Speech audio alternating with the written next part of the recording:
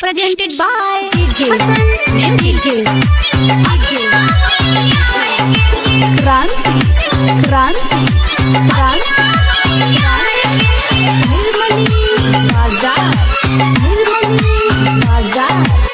Satyam Recording Studio, Khori Pathar.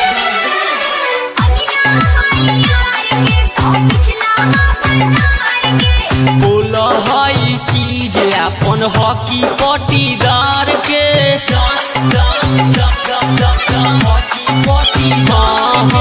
बोला हई चीज अपन हॉकी पटीदार के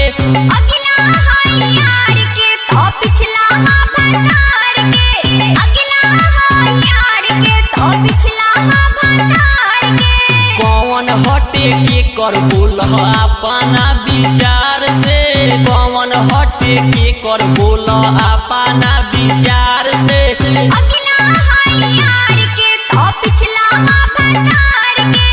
अगला है यार के तो पिछला है भंडार के DJ पिछला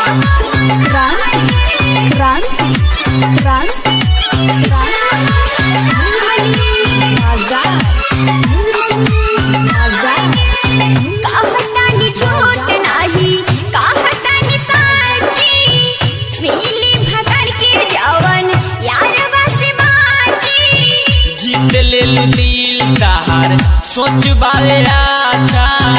निक बड़ी लागता जवानिया के ढांचा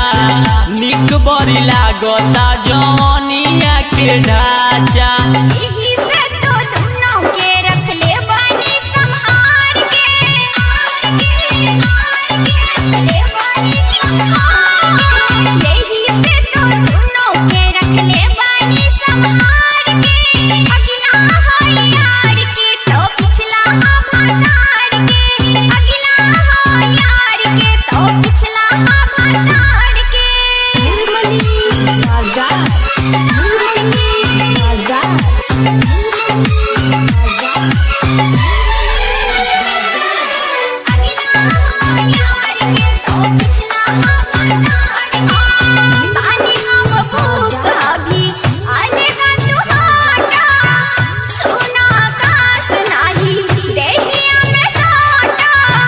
सुनय पूजा नहीं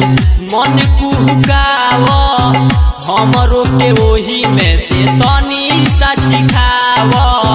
हमरो के ओही में से तनी सची खाव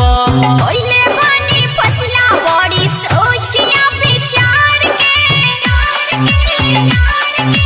सोचिया विचार ओइले बानी फसला बड़ी सोचिया विचार के अगला है यार के तो पिछला है भंडार के अगला है यार के तो पिछला है